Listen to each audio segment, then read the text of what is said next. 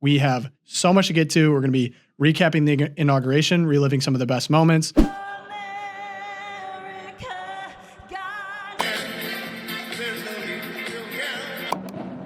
One thing that was funny, Trump was signing executive orders, and eventually he started signing some at the victory rally, and he went all Puerto Rico, and then he just starts tossing pens into the crowd. He Like realized he's at the victory rally. And you get a pen, and you get a pen. Oh my gosh. I mean, who would even think to do this? Like, there will never be another. Unflappable. Oh my gosh. Did you see him dancing with the ceremonial sword too?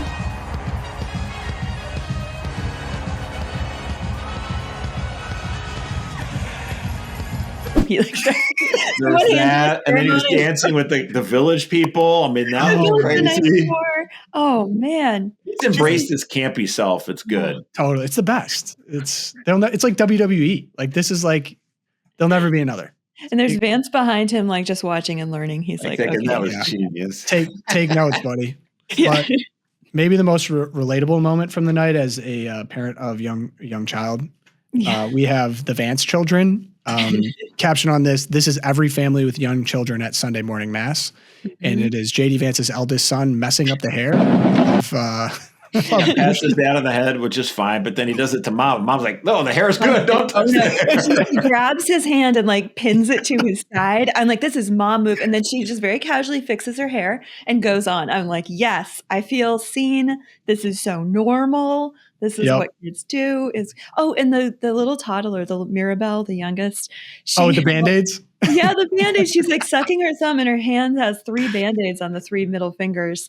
And people on the internet were like, why do you think she's wearing Band-Aids? Did she hurt herself? And people are like, no, dude, toddlers just accessorize with Band-Aids. It was probably, you can do that or pick your nose or throw a fit. We'll give her the Band-Aids. Yeah. However many Band-Aids you want, Mirabelle. Of course. Take them. The best part about Usha was just how lovingly she looked at her husband. Like every husband, that's what every man wants, is a wife that looks at him like that. And of course, any husband that looks at his wife like she's a queen too. I'm not trying to make this, but it was beautiful. Beautiful. If I may, my favorite part of the speech: we will measure our success not only by the battles we win, but by the wars that we end. And perhaps most importantly, the wars we never get into. Yes. My proudest legacy will be that of a peacemaker and unifier. That's what I want to be, a peacemaker and a unifier.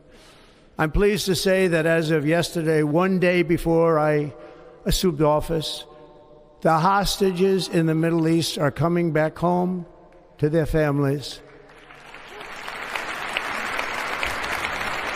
The only thing that Biden and Kamala stood and clapped for. Because they think they did it. But if you want to get into the most poetic part, and I love reading stuff like this because it reminds me of, it's like American greatness. And it's the lifeblood of a great nation. And right now our nation is more ambitious than any other. There's no nation like our nation. Americans are explorers, builders, innovators, entrepreneurs, and pioneers. The spirit of the frontier is written into our hearts. The call of the next great adventure resounds from within our souls. Our American ancestors turned a small group of colonies on the edge of a vast continent into a mighty republic of the most extraordinary citizens on earth. No one comes close. Americans pushed thousands of miles through a rugged land of untamed wilderness. They crossed deserts, scaled mountains, braved untold dangers, won the Wild West, ended slavery, rescued millions from tyranny, lifted millions from poverty, harnessed electricity, split the atom, launched mankind into the heavens, and put the universe of human knowledge into the palm of the human hand. If we work together, there's nothing we cannot do and no dream we cannot achieve. I love it. Well done. Fly that flag. So, other moments from inauguration outside of the speech. I mean, we got to talk Carrie Underwood, right? Oh, yep. So the big moment was Carrie Underwood was supposed to sing Amazing Grace, who, I can go back and Carrie Underwood, one of my first concerts when I was 16. I think it was America the Beautiful. Oh, beautiful. Was it America the Beautiful? It was America the Beautiful. Let me find that. Thank you for the fact check. I was there. I was on TV. I was watching on TV. Yeah, here we go. It's pretty great. It fires me up so much. I love Carrie Underwood. She's a queen. You know the words, help me out here. She said, I'm just going to go a cappella. You know the words, help me out here. Oh, beautiful for spacious skies, for amber waves of grain, for purple mountains.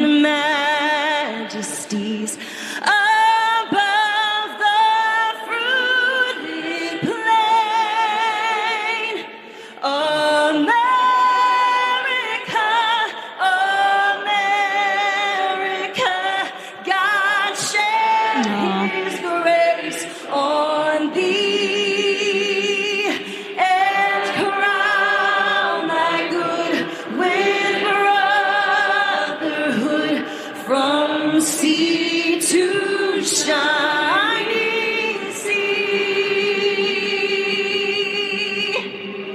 Yes. You know, see, this was beneficial that the soundtrack stuff, backup music thing didn't work, because honestly, this is the way it's supposed to be. There are supposed to be songs that aren't just sung by celebrities. Yes, a celebrity can start the song, but it is meant to be sung by everyone, Yes. to everyone. That is the purpose of these kind of songs. We need to know the songs too. We need to sing them as well. We don't just watch them be sung. That is the part of our culture. We need to have meaningful patriotic hymns that we know together. So, Yep. and I I mean, love the same that. goes for, obviously for church. Notably, I circled. I'm not the only one to say this. Kamala Harris did not know the lyrics to that She song. did not know all the words, or she was thinking of other things. Brotherhood from sea to shining sea. Certainly did not know the lyrics to that song. She didn't know the Pledge of Allegiance. Remember that? didn't Swearing know. to the senators. No. I mean, come on. If you watch the footage, She was raised in Canada. What do you expect? it's every day I just sit down and I thank God. that- We dodged a bullet. Could you imagine? So what literally I and did in my life? figuratively dodging bullets. This is what we are doing. Oh my gosh.